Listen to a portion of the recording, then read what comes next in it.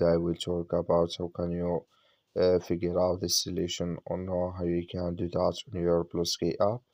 So you just follow this ways, then it's going to work with you. All you have to do, you just go here, you go above this sign, click on it here.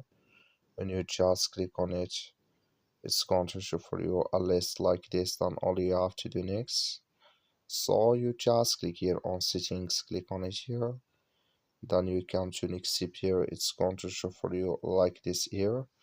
So then you go down, you just keep going down here. So then you just come here to change handle here, just click on it. So then here can you add your handle before. So then it's going to add video here, and if you have it before, can you change it?